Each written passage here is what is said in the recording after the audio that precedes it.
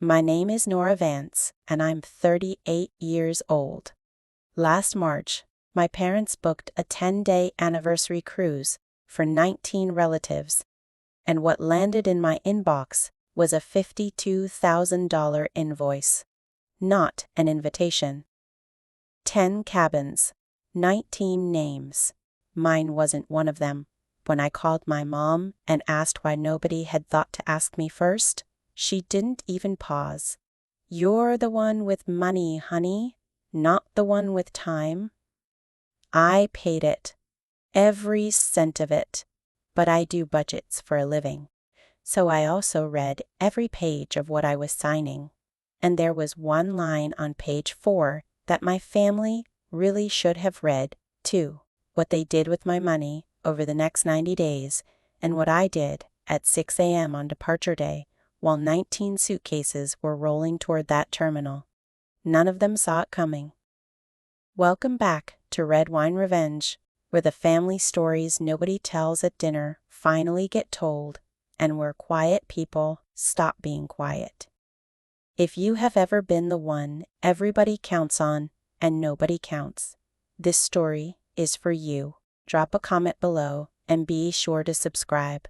Let me back up. I'm a CPA in Columbus, Ohio.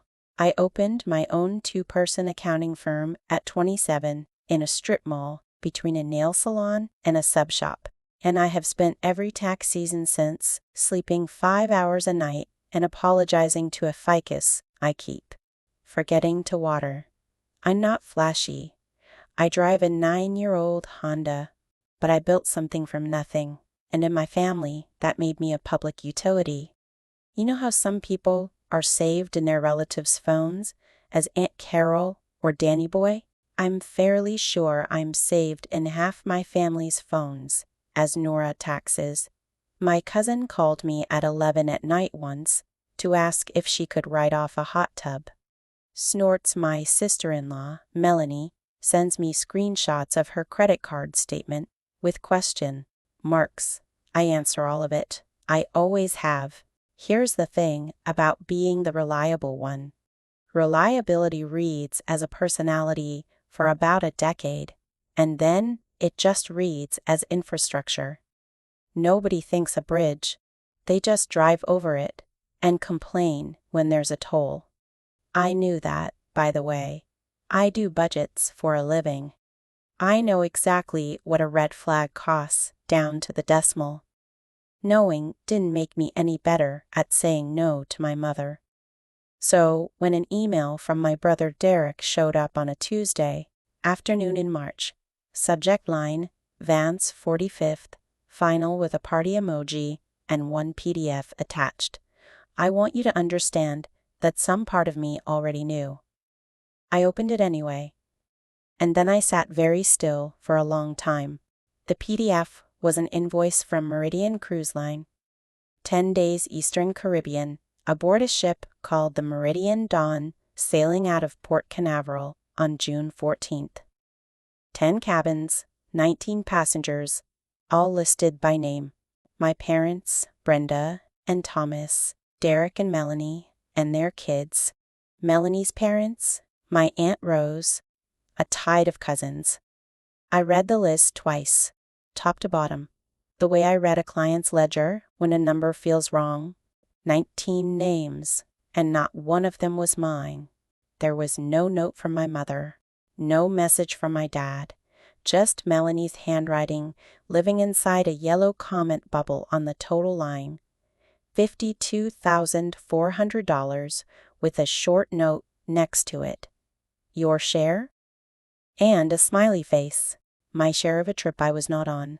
I sat in my office and did what I do best, which is math. 19 people, 10 cabins, 10 days at sea to celebrate my parents' 45th wedding anniversary. A party snorts. My family had clearly been planning for months, with a group chat and a packing list and matching shirts, apparently. And the sum total of my involvement, the entire shape of my place in it, fit inside one PDF and one smiley face. It was an invoice, not an invitation. I remember thinking those exact words, calmly, the way you notice the water in a basement before you understand what it's about to cost you. Then I picked up the phone and called my mother because there had to be an explanation. There was, it just wasn't the kind you recover from. My mom picked up on the second ring and I could hear her television in the background. I kept my voice level. Mom, I got an invoice for a cruise I'm not booked on. Isn't it wonderful? She said. Derek found the ship. The whole family's coming. The whole family? I let that sit for a second. Mom, my name isn't on it. Nobody asked me. Nobody even told me. And my mother, who has known me for 38 years, who taught me to ride a bike, who cried at my college graduation, said in the warm, patient voice you'd use to explain something to a slow child, "Honey, everyone gives what they have. Derek has the time to plan it. Your father and I have the years worth celebrating. And you," I heard her take a sip of coffee, "you're the one with money, not the one with time. You'd have just said you couldn't get away from the office. That was it." That was the whole reasoning. Not an insult in her mind, a compliment almost. A division of labor. Some people bring potato salad and some people bring $52,400. I asked her quietly if it had occurred to anyone to at least book me a room. She laughed, not cruelly. That's the part I keep coming back to. She laughed like I'd made a small joke at a nice dinner. Oh, honey, you'd work the whole time anyway. Then she said the deadline was Monday, told me Derek would send the payment details, and hung up before I could ask the obvious question. Deadline? What deadline? I found out on Thursday, and by then it was already a trap. To be fair to my family, they had 12 years of evidence that this would work. When I was 26, 2 years into my firm, a hailstorm chewed up my parents' roof in Springboro. Insurance covered some of it. I covered the rest. $28,000. My dad cried on the phone, and then for years afterward, I'd sit at Thanksgiving and listen to him tell company how he'd finally gotten that roof done, and I'd watch the story get a little further away from me every time he told it. When Derek's landscaping thing fell through, I bought him a $19,000 truck so he could bet on himself. The bet did not pay out, but the truck sat in his driveway with a bass boat hitched to it. So something got caught, I guess. When my dad's teeth got bad enough that he stopped smiling in pictures, I paid $9,000 to a dentist in Centerville. And the first time Dad grinned at the camera again, my mom said, "God is good." God, as far as I know, did not submit an invoice. I never asked for the money back.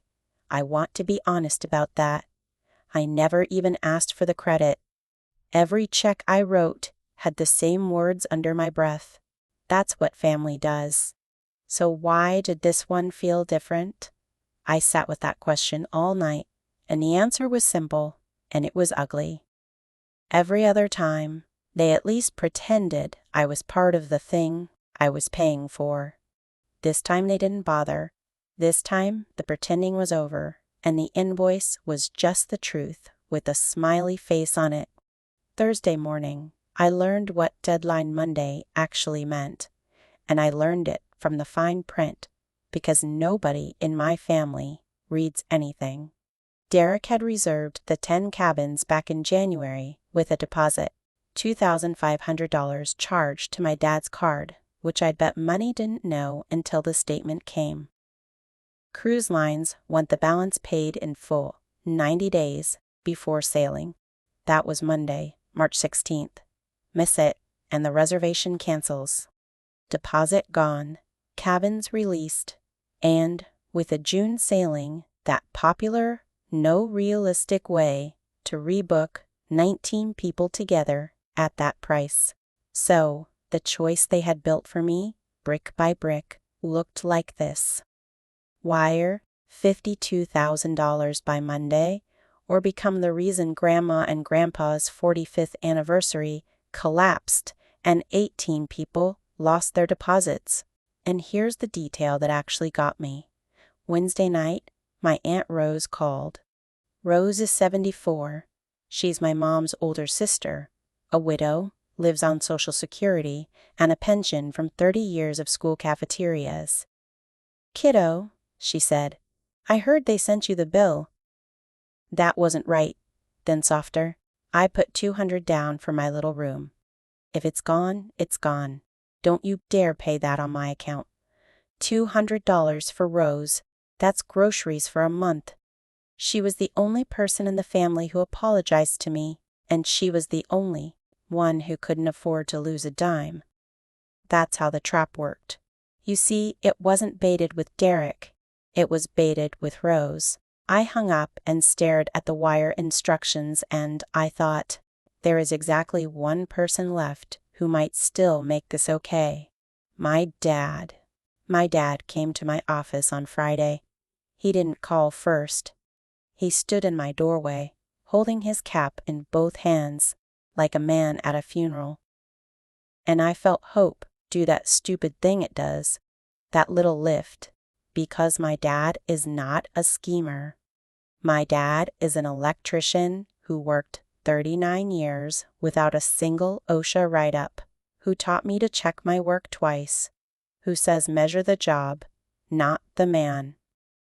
If anyone was going to say this whole thing is wrong, they sent you a bill like you're a vendor. It was Thomas Vance.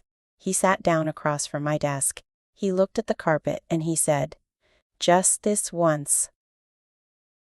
Nora, for your mother. Just this once." I looked at my father, at the straight white teeth I paid $9,000 for, forming the words, "just this once," and I almost laughed. I'm an accountant. I know what just this once is. It's a recurring charge wearing a costume. It's the 12th once in 12 years, and it books the same way every time. But I didn't say any of that. What I said was, "Did you know they didn't book me a cabin?" Dad, and my father, who rewired half of Springboro, who can find a dead circuit in a wall by feel, looked at his hands and said, "Your mother handles all that." Then he patted my desk twice like it was a good dog and left. So that was my ally. That was the cavalry. That night, I sat at my kitchen table with a glass of wine I didn't drink, and I opened the Meridian Cruise Line website, and I clicked the tab nobody in the history of vacations has ever clicked: booking terms and conditions. Here's something most people don't know about cruises, because most people are sane and don't read contracts for fun. A cruise line won't take $52,000 from a stranger. If I was going to pay, my name had to go on the booking itself as the payer of record. Saturday morning, I called Meridian's group desk, and a very patient woman explained it. The travel agency would add me to the reservation. I'd sign the group contract, and then, and only then, could my card be charged. Monday morning, the agency emailed me the paperwork, and I did what I do for every client and had never once done for my own family. I printed it, took a highlighter, and read all 11 pages. Deposit schedule, cancellation, penalties. Inside 14 days of sailing, you lose 100%. No refunds, no exceptions. And then Section 9, Group Bookings, Authority of the Group Leader. The group leader is the sole party authorized to modify or cancel the reservation in whole or in part. All guest changes require the group leader written consent. I read it twice. Then I looked at the signature line where the agency had already typed the name of the person paying for everything, the only name that legally held the whole trip in its hands. Group leader, Nora Vance.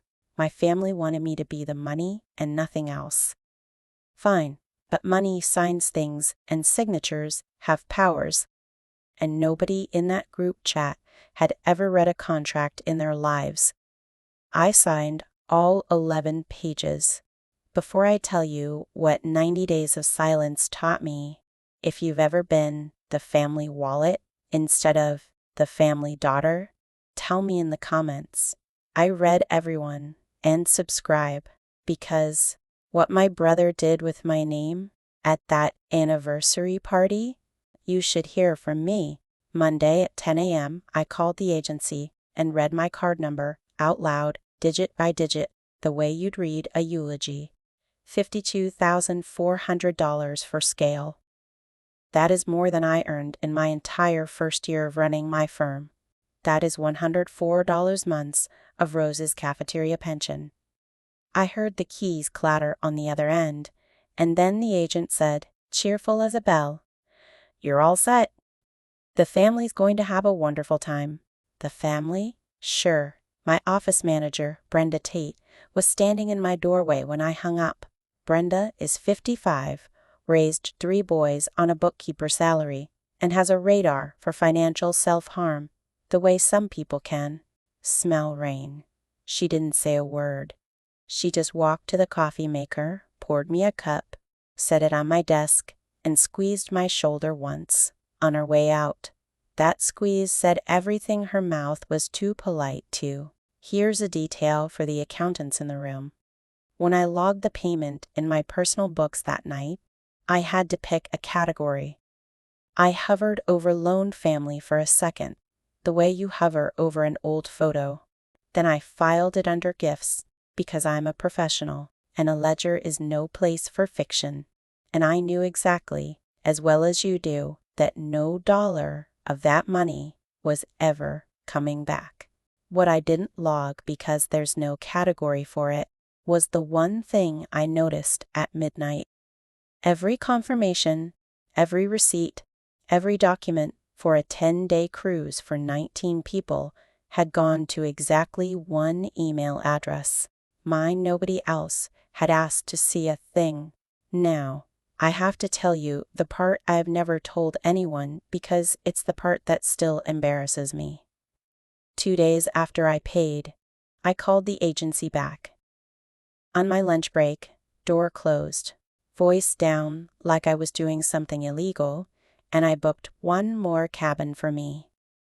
Cabin 8226. Deck 8. Interior. No window. Near the elevators. $3,180 on top of everything else, out of my own pocket. Same as everything else, I told myself it was practical. It's my parents' 45th. Somebody responsible should be aboard.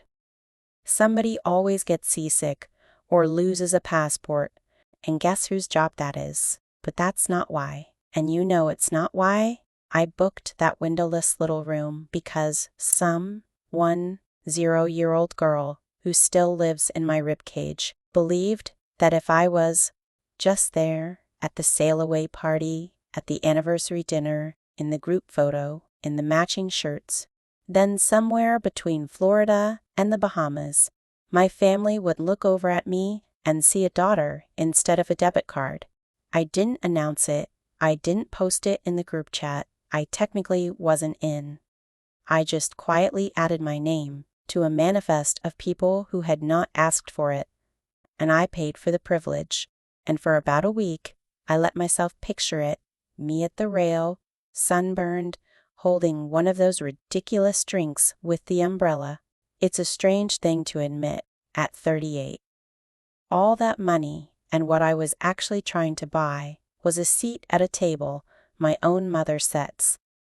Keep that cabin number in your head. 8,226. It matters later.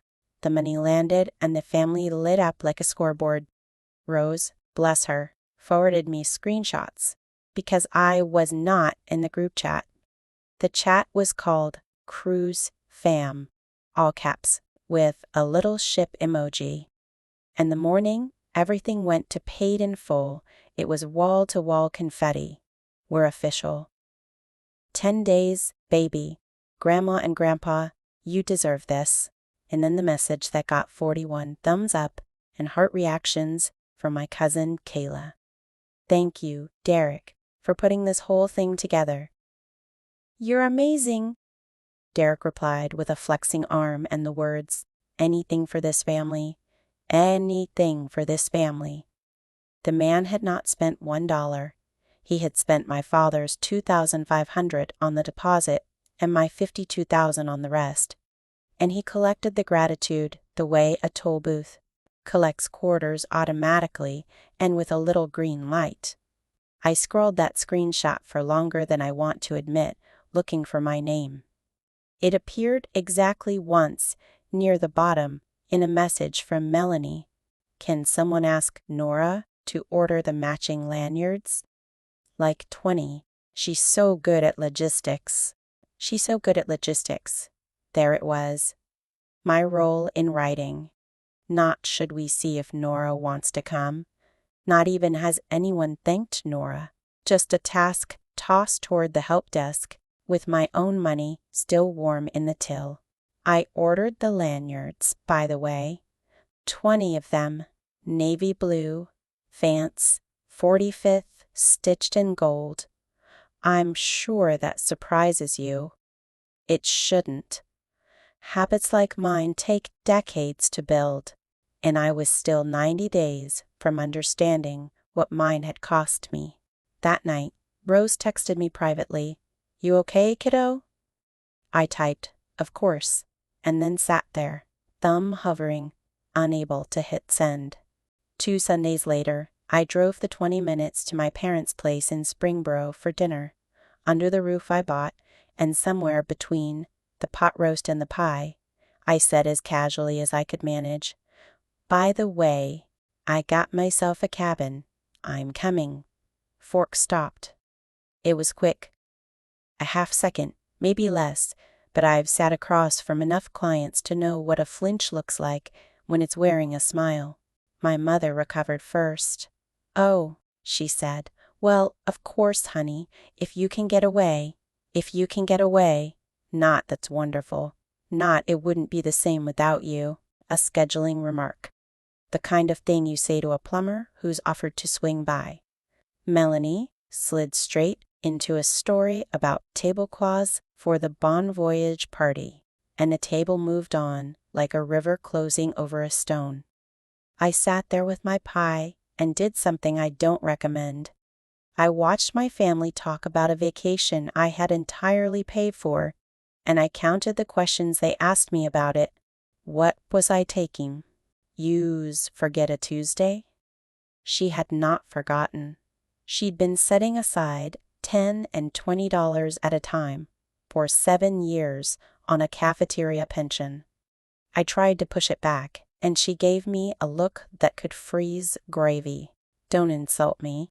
I pay my debts."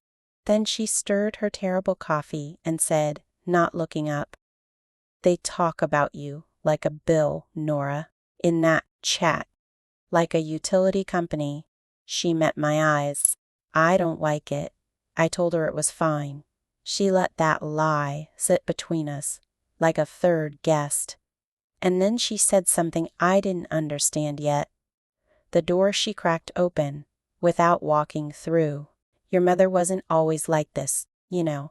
Ask her someday about your Grandma Vance. 11 years, that woman gave 11.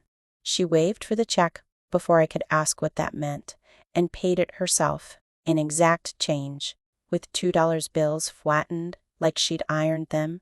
Whatever was in that chat, Rose had seen it. And whatever those 11 years were, they were the key to my mother. And I would not turn it until the night to everything else had already burned down. Here is where I want to freeze the story for a minute, because this is the night that mattered, even though nothing happened in it. Mid-April, tax season over, my office, after dark. One lamp on, everybody gone.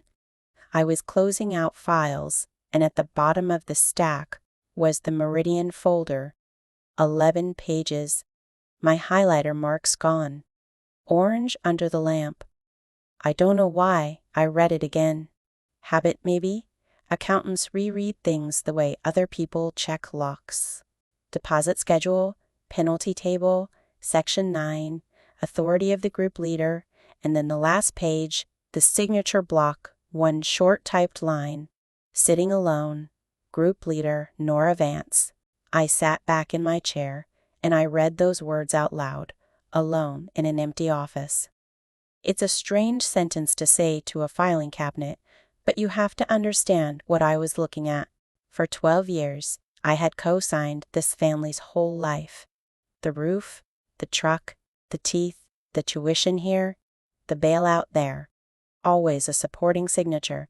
Always underneath somebody else's name, holding somebody else's weight. This was the first document my family had ever put me on, alone. So authority, the one name that could move, change, or end the entire thing. They hadn't done it to honor me. They've done it the way you list a company on a warranty card, because paperwork needs a name, and mine was the one attached to the card. But paper doesn't care why you signed it. Paper only cares that you did. I put the contract back in the drawer, turned off the lamp, and stood in the dark a second longer than I needed to. Saturday was my parents' anniversary party. Derek had been teasing a surprise video all week. The party was at the church hall in Springboro 3 weeks before the cruise. Streamers, sheet cake, 70 folding chairs, my navy lanyards draped over a card table like medals waiting for a war. Derek wore a blazer. Derek in a blazer is how you know an audience is coming. After dinner, he dimmed the lights, stood up with the projector remote, and said, 4 years. And if there's one thing Mom and Dad taught us, this family pulls it together. Then came the video. Photos of my parents in 1981, Dad's collar like 2 airplane wings, kids, holidays, the decades rolling by to a piano track, and then the montage of triumphs. The house in Springboro gleaming under its new roof. And when the storm hit, this family got it done, said Derek's voice over a photo of Dad on a ladder he did not climb until the roofers I paid were gone.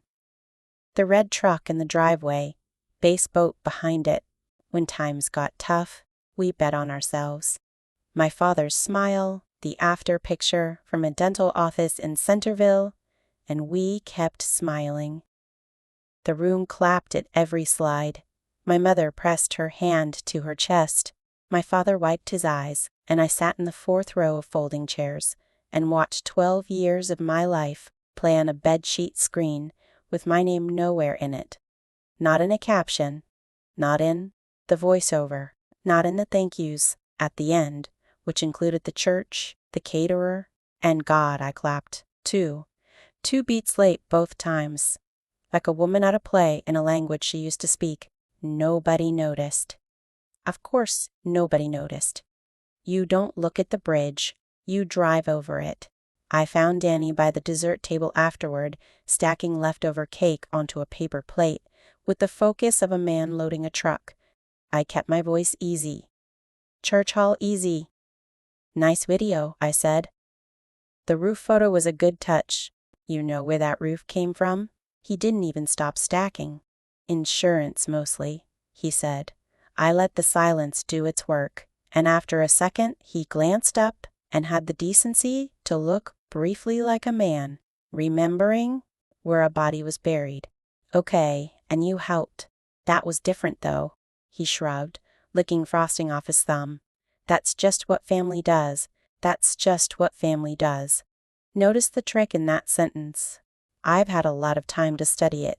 When I write a check, it's what the family does, which means it vanishes into the air like a hymn. No name attached, but a cruise nobody's paid for yet. That's Derek putting this whole thing together.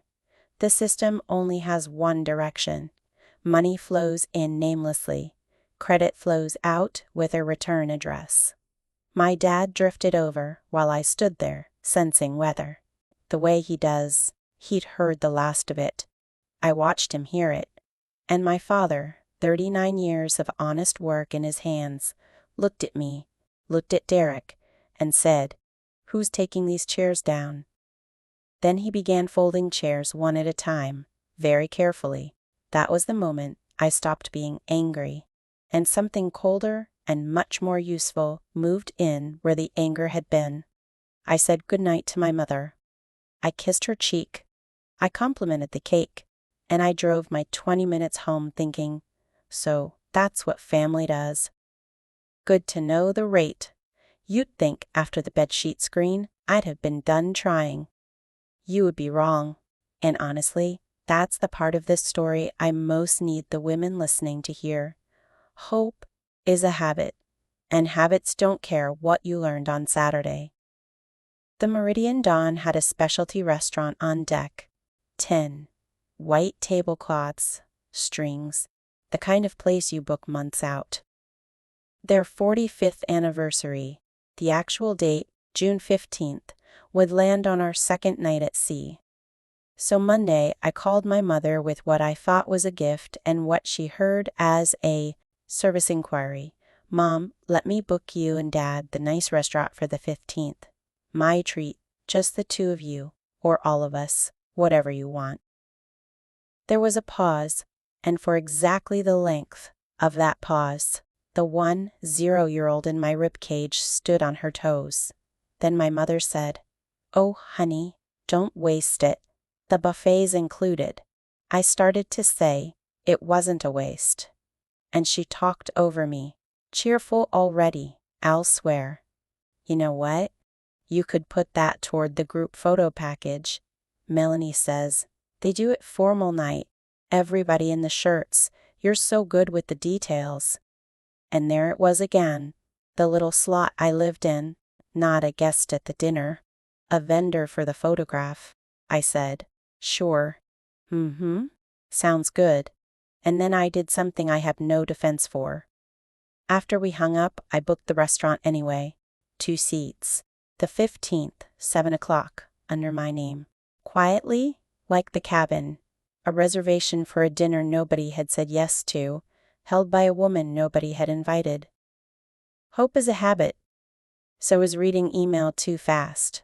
And one was sitting in my inbox right then that I really should have opened, slower.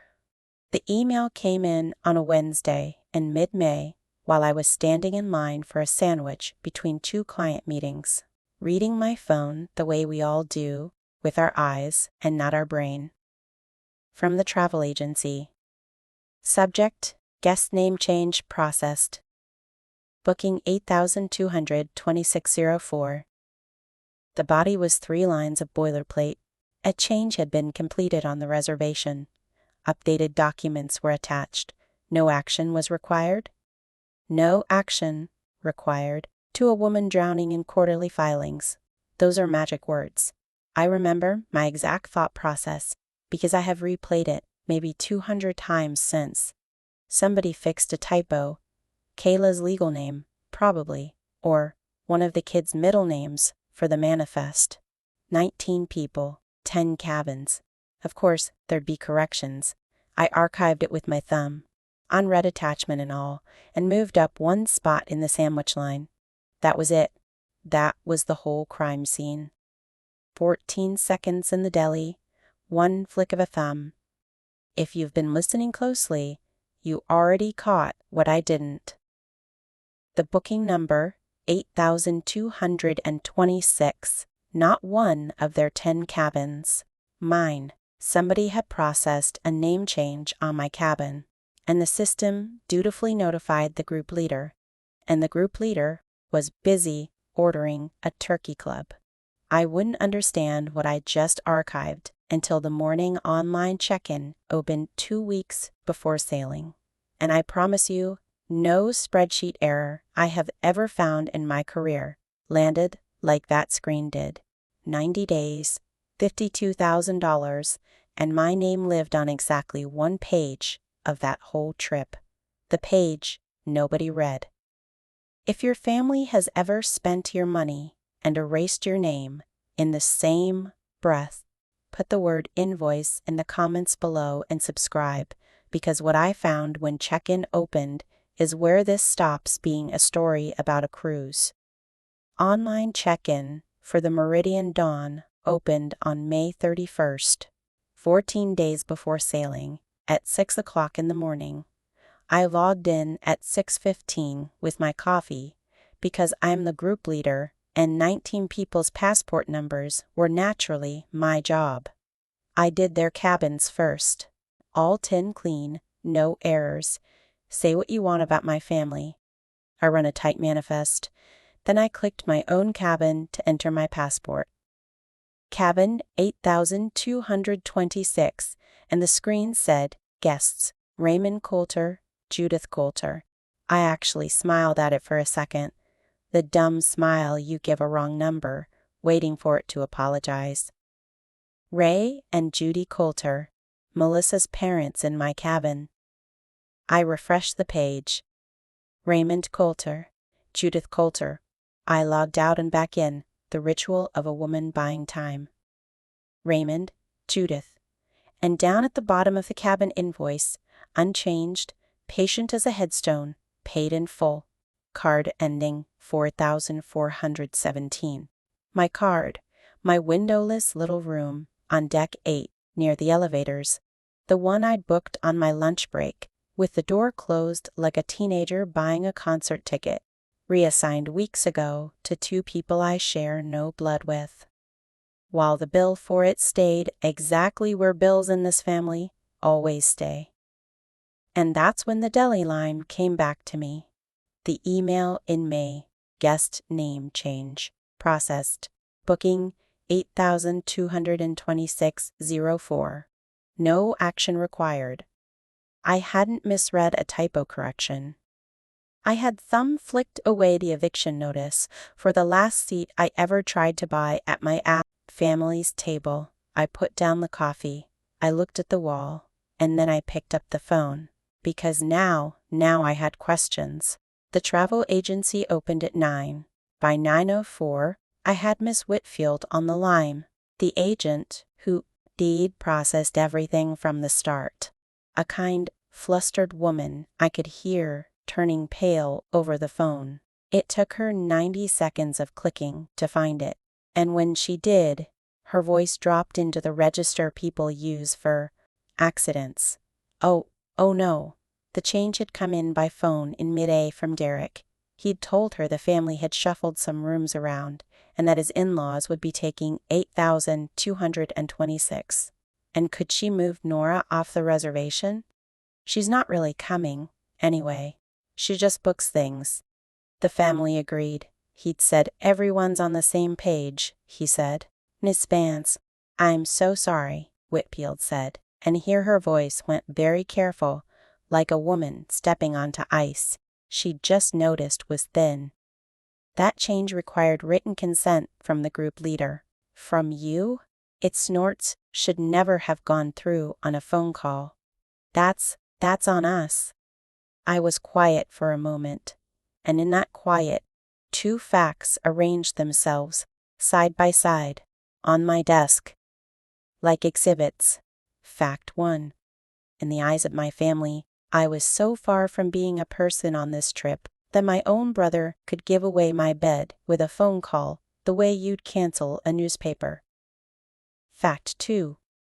In the eyes of the contract, the only document in this whole affair with any teeth, there was exactly one signature on earth that could move anything, and it wasn't his.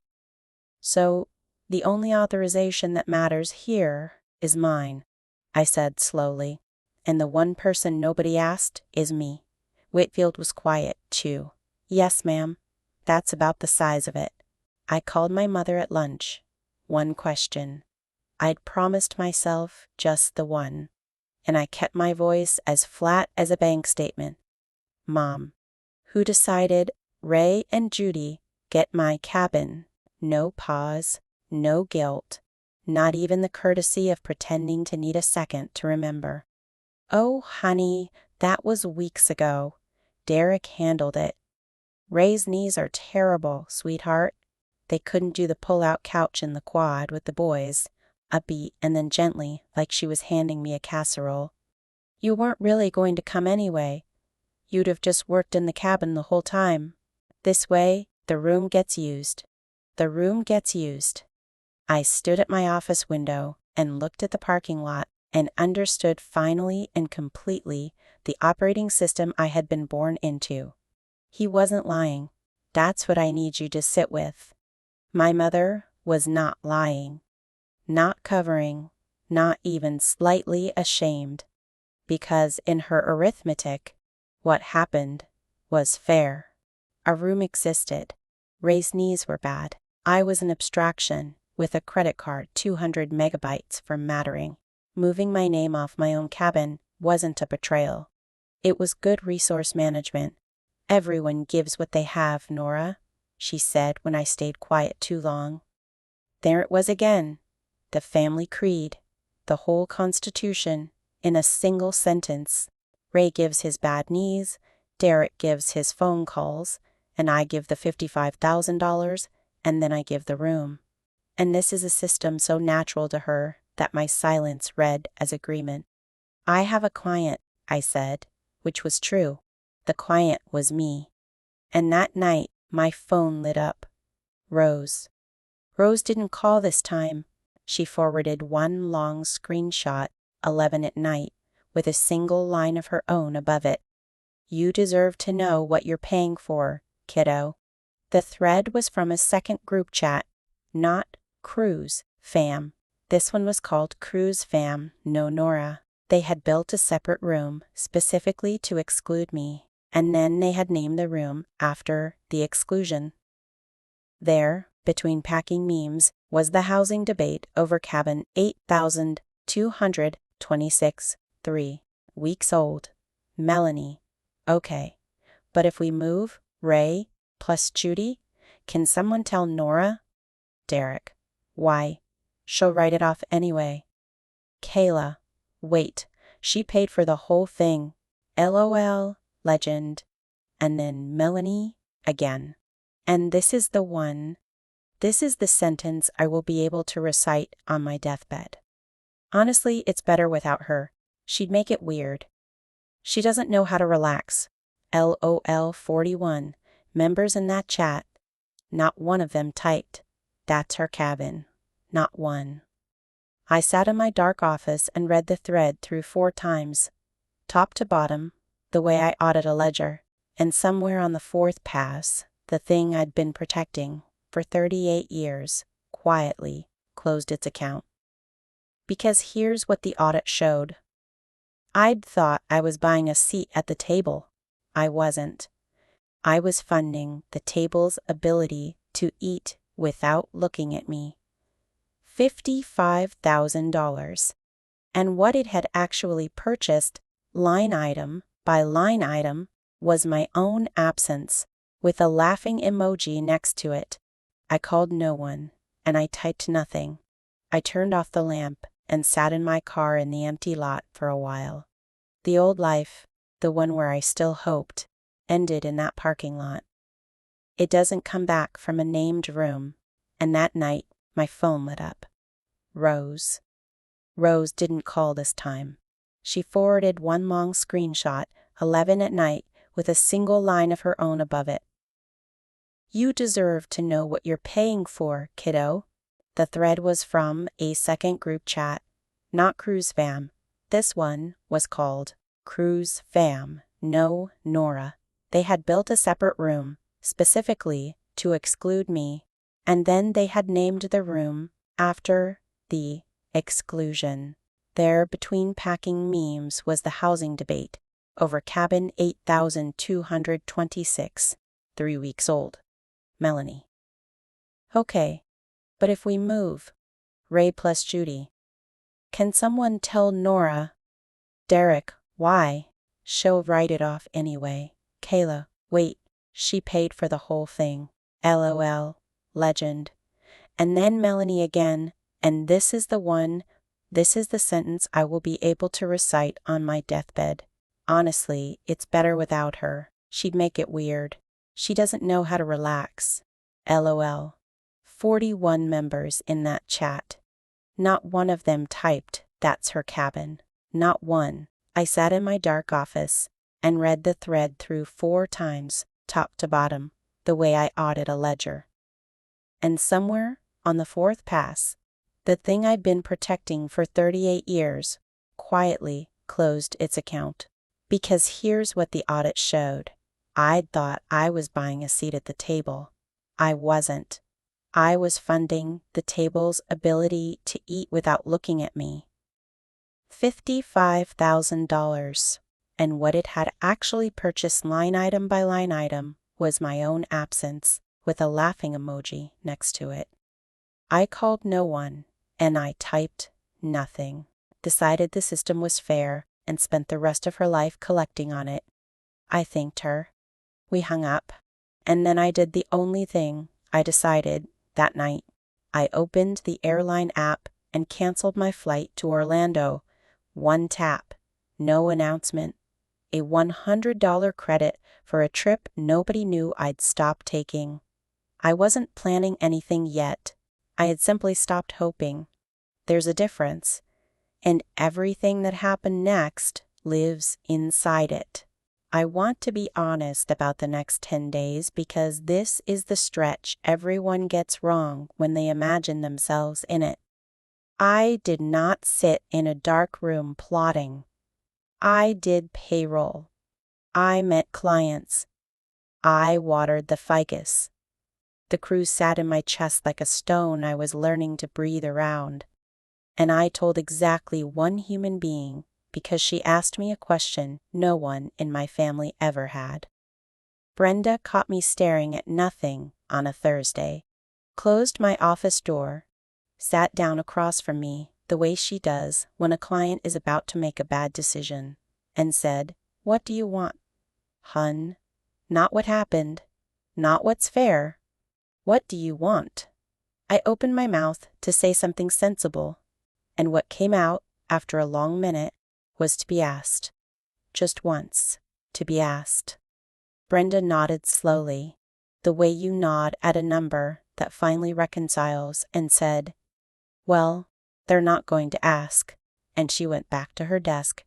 That was the whole conversation, and it rearranged me more than the thread had, because she was right.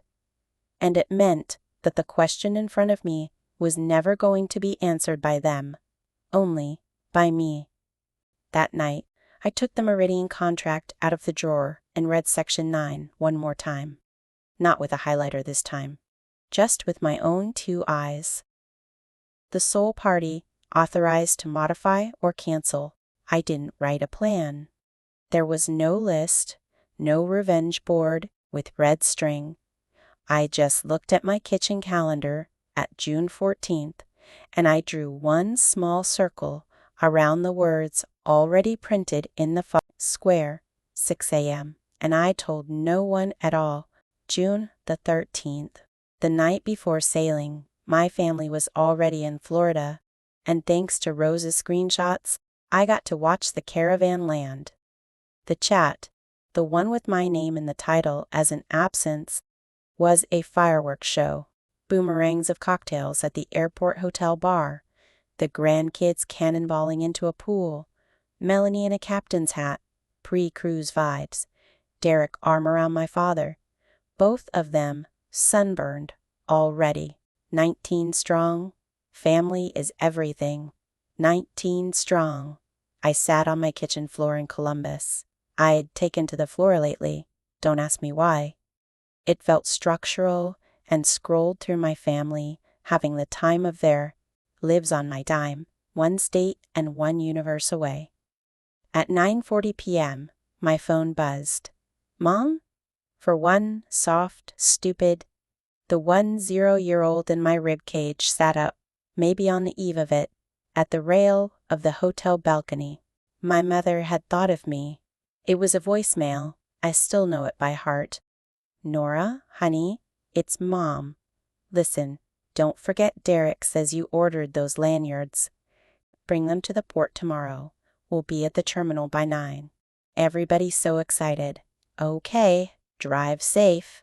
That was the whole message the night before their 45th anniversary cruise. My mother's only thought of me was a supply run. I was to the very end, the person who brings the lanyards. I listened to it twice, standing at the counter. Then I set the phone face down, washed my one dish, and set my alarm for 5:45 in the morning. The lanyards, for the record, were already in Florida. I'd shipped them to the hotel 2 weeks earlier. I'm good with logistics. My alarm went off at 5:45, and I was already awake. Columbus was still dark. I made coffee I didn't drink. Some mornings the ritual is the point, and I laid the Meridian contract on the kitchen table, squared to the table's edge, the way I set up a client file before a hard call. I want you to see the scene, honestly. No war room, no wine, no shaking hands. A 38-year-old woman in a bathrobe at a kitchen table with a booking number written on a sticky note, calling a 1-800 number at 5:58 in the morning. I'd verified the group desk hours 2 weeks earlier. The same night I circled the calendar. They staff it around the clock on sailing days? Of course I'd checked. I'm me. The line picked up on the third ring. Meridian Cruise Line. Group Services. This is Tessa Alvarez. How can I help you this morning? Her voice had that 6 a.m. steadiness I have always respected in a professional. The sound of a person who has seen every kind of morning. Good morning, Tessa, I said. I need to make a change to a group reservation sailing today. Booking number 884117. Keys clicking. Thank you for security. Can I have the last 4 of the card on file and the name of the group leader on account? 4,417, I said. And the group leader is Nora Vance. A pause while her screen caught up. Thank you, Miss Vance. I have you sole authority on the booking. What can I do for you? And I looked out my dark kitchen window, and I heard a stranger in Florida at 6 o'clock in the morning become the first person in this entire story to call me by my actual title. My alarm went off at 5:45, and I was already awake. Columbus was still dark. I made coffee I didn't drink. Some mornings the ritual is the point, and I laid the Meridian contract on the kitchen table, squared to the table's edge, the way I set up a client file. Before a hard call, I want you to see the scene honestly. No war room, no wine, no shaking hands. A 38-year-old woman in a bathrobe at a kitchen table with a booking number written on a sticky note, calling a 1-800 number at 5:58 in the morning.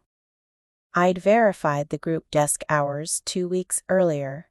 The same night, I circled the calendar. They staff it around the clock on sailing days.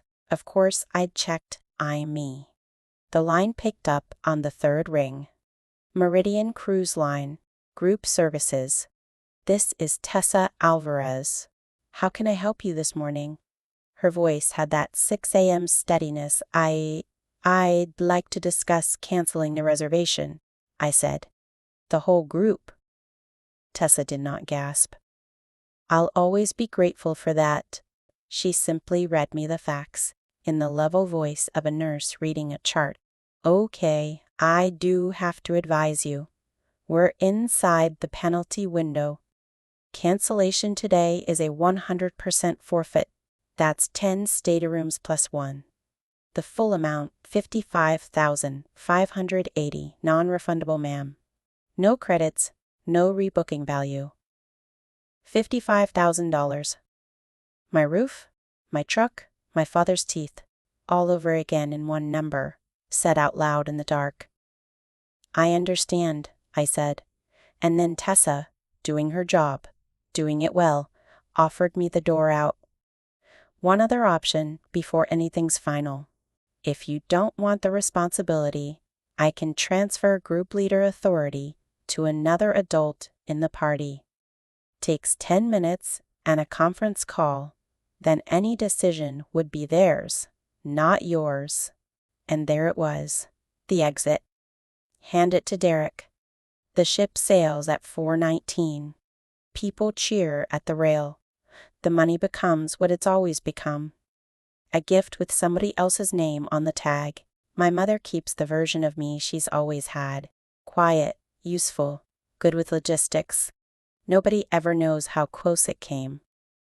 All I had to do was what I had done for 12 years. Pass the authority down the table and cover the check.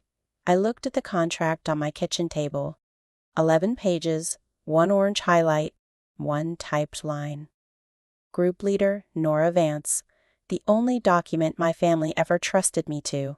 Sign alone. Ma'am, are you still there? I was. I was more there than I had ever been in my life. No, I said. No transfer. Cancel it. All of it. There was one short silence on the line. Not judgment. Confirmation.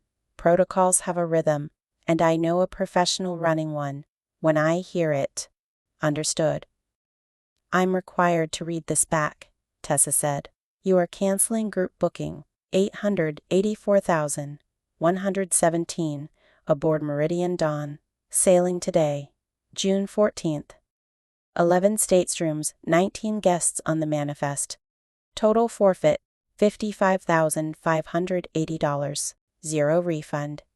This cannot be reversed once processed. If you agree, please say, I confirm. I looked at my kitchen window, where the sky over my neighbor's garage was going from black to a thin, workmanlike gray, the exact color of a ledger line. 38 years. 12 years of checks. 90 days since a smiley face next to a number. And I said in the same voice I used to approve a tax return, I confirm keys. A soft chime, small as a teaspoon. It's done, Ms. Vance. Released at 6:02 a.m. Confirmations going to your email. You're the only address on file. The only address on file, from the very beginning. I thanked her. I believe I even wished her a quiet shift. And I hung up. And I want to tell you what I actually did next, because it wasn't a toast, and it wasn't a victory lap. I slid down and sat on my kitchen floor, back against the cabinets, in my bathrobe. And I breathed like a woman who has just set down something she'd been carrying so long her arms had forgotten they were arms. Understand what I had just paid? Not $55,000. That was already gone. That had been gone since March. What I spent at 602 was the last of something else. The daughter who believed the next check would finally do it. She didn't survive the call. That was the price, and I paid it myself on purpose, with the lights off. My mother had told me the truth all along, hadn't she? I was the one with money. And this morning, at last, I had spent it on something for me. What I bought was the answer. 3 hours south, 19 suitcases were already being loaded into vans. Know what happened at Port Canaveral, because Rose called me at 9:40, live from the middle of it, half whispering. And because my mother's phone spent most of the morning on speaker, the caravan hit the terminal at 9 sharp. 19 people, matching navy shirts, my lanyards around their necks. Derek at the front with a folder of boarding passes that were no longer attached to anything. The line moved. The Vance party reached the desk, and the agent typed and frowned, and typed again, and said the sentence that stopped the whole sunburn parade cold. I'm sorry, this booking was released this morning. Released? Derek laughed at first. Rose said actually laughed, held up his folder, told the man to check again, spelled the name. The agent checked again. The reservation was canceled at 6:02 a.m. by the group leader, and into that gorgeous Florida morning, in front of 19 relatives and 100 strangers in line, somebody finally asked the question my family had needed to ask for 90 days. Who the hell is the group leader? The agent looked at his screen and read the answer off it, plain as a gate number. Nora Vance, Rose said. The name moved down that line of matching shirts like a dropped wire. My name out loud at last, attached to the one thing they'd never imagined.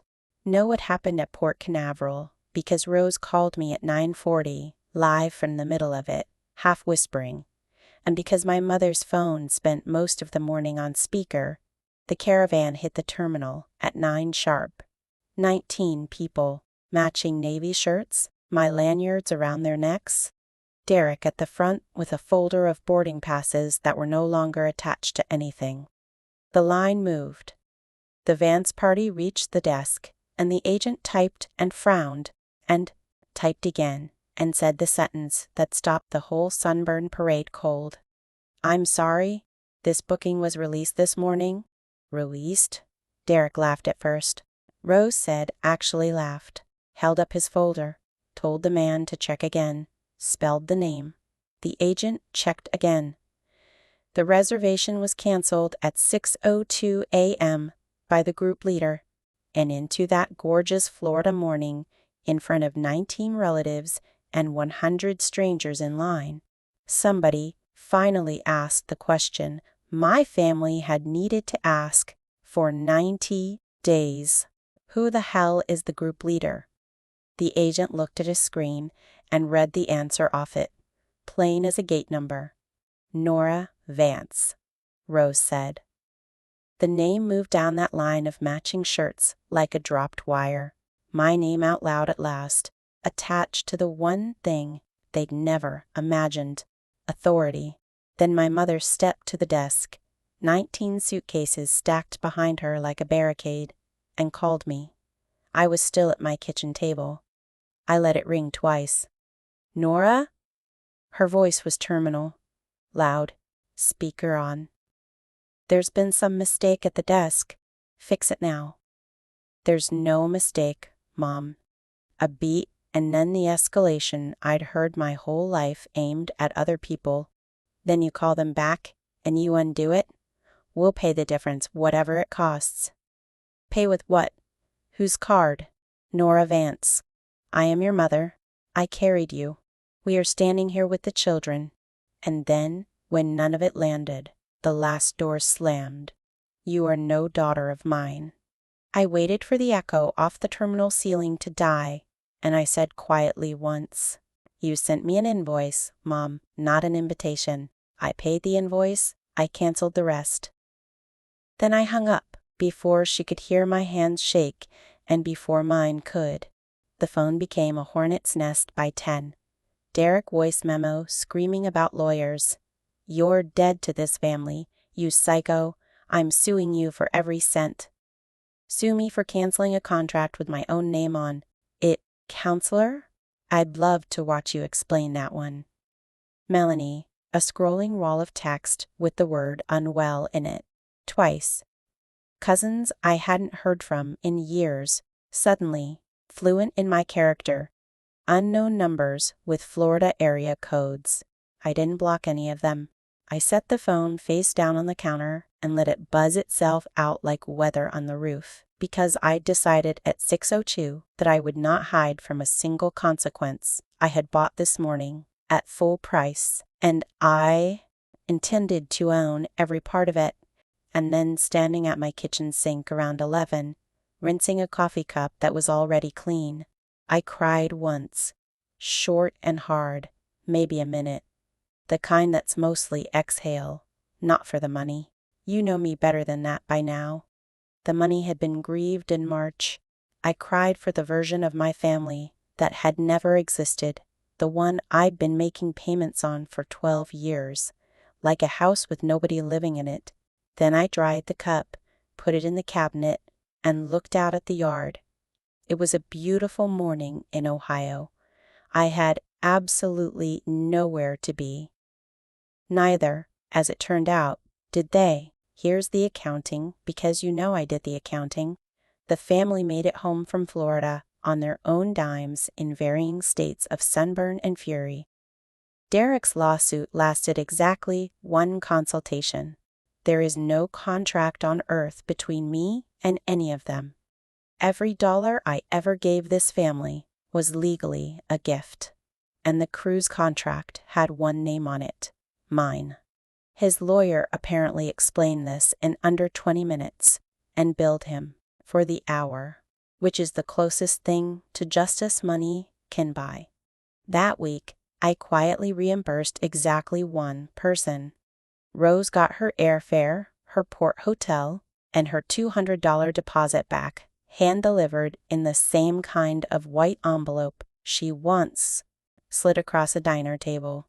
She took it, counted it in front of me, out of pure spite, and said, "Good girl. About time you invoice somebody." The group chat renamed itself again. Rose reports it's just fam now.